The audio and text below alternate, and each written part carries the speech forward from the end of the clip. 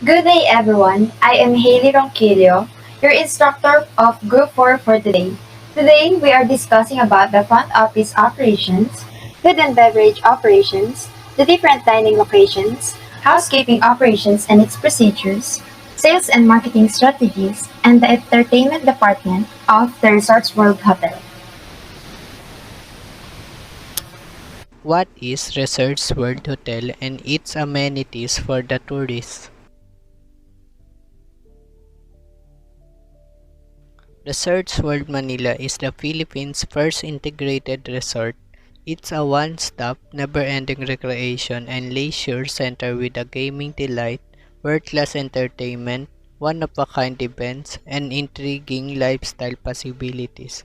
It includes over 50 restaurants with a wide range of local and international food served by top Filipino and international chefs. Next slide, please.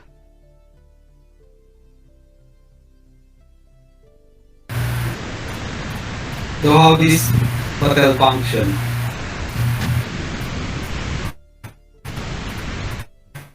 Here, as we can read, the front operation is considered the face or nerve unit of any hospitality management establishment. It is due to the fact that the staff here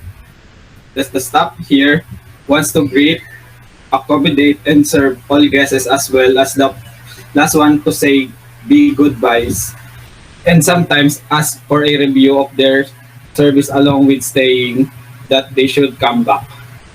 They must confident in speaking to various guests, patient because there will always be some persistent and demanding guests, friendly and of course sincerely. They are expected to always perform their best at their pace of the hotel. Next slide please. For the food and beverage operations, there are four types of services. The first one is the table services. The most common service where the food is being prepared and plated in the kitchen and brought to you at the table by the serving staff. The next one is the buffet service. Buffet is a self-service style of dining in which the customers pay a fixed price for having food and is entitled to select as much food as he or she wants. Cocktail service, an informal or semi-formal gathering at which cocktails are served. Also, a type of reception where no formal meal is served and instead, guests indulge in a variety of finger foods. Counter service, your customers will order from you directly at the counter and pick up their food after their names are called. Next slide, please.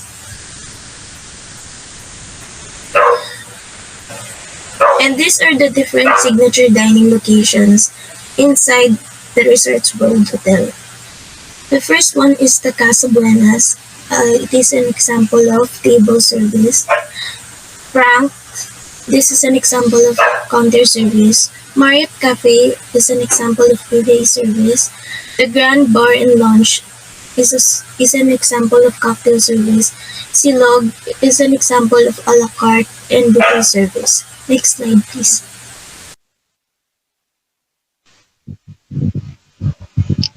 What are the housekeeping operations in Resorts World Hotel, especially this time of pandemic? Housekeeping is an operational department at a hotel in charge of sanitation, management, and the environment. Resorts World Hotel follows strict sanitation practices by using world-class cleaning chemicals such as Ecolab, Lysol, and Diversey. They give additional sanitation equipment employing innovative technology so that you may relax in your rooms without fear of a pandemic. The average monthly wage for a housekeeper at Resorts World is 13,000 pesos a month. A monthly salary for a room attendant might be as high as 15,000 pesos. Next slide, please. These are the procedures provided by the housekeeping operators of the Resorts World Hotel. Disinfect door handles, handrail, light switches, door leading to the corridor and staircases are disinfected several times a day. Disinfect all amenities and ensure that doors, lights, windows, and amenities are working properly. Housekeeping department are not just responsible for cleaning. They are now being asked more regularly to prove that they have clean and sanitized hotel, guest room, and common areas. Next slide, please. Sales and marketing strategies. How Resorts World Manila promote their services, and what are the some inclusions you may get from the hotel? As we can see, Resorts World Manila provides digital media. Digital media strategy aims to build the brand by issuing viral content during Valentine's. And Love This Project.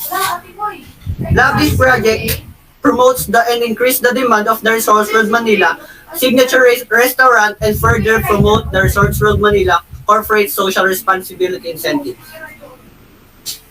Resorts World Manila have also commercial strategies. This strategy aims to promote the high class quality of accommodations and also the high class restaurants. Next slide, please. Resorts World Manila also promoting some events. And these are the example of the events. I want to bake free. You can get MOC or MOK e-cigarettes from Resorts World Manila exclusive. Good job rewards. Get up to 50% off online in hotels and more. And also we can reach out with the most accurate gifts. Collect this etiquette gift using points to help victims of disasters and calamities. Next slide, please.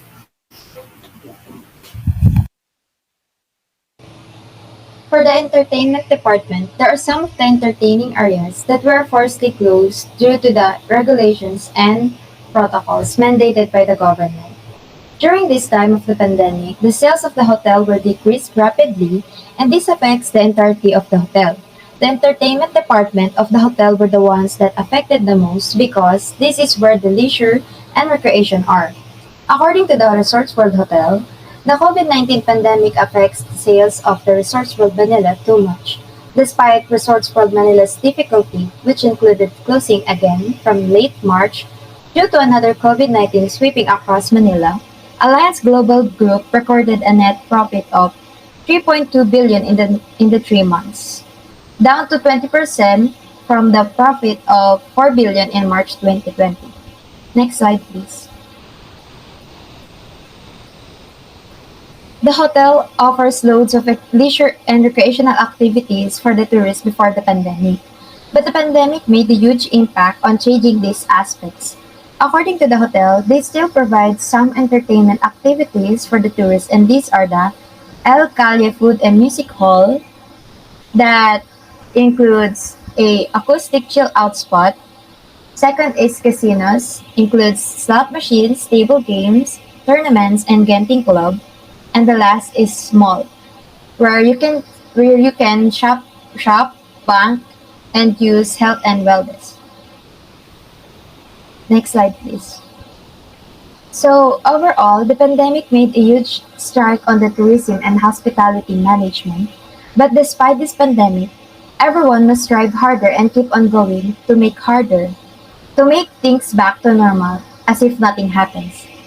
If there are any questions that you want to ask, feel free to ask it next meeting. We thank you so much for listening throughout the presentation, and we are hopeful that this provides information to all of you. Thank you.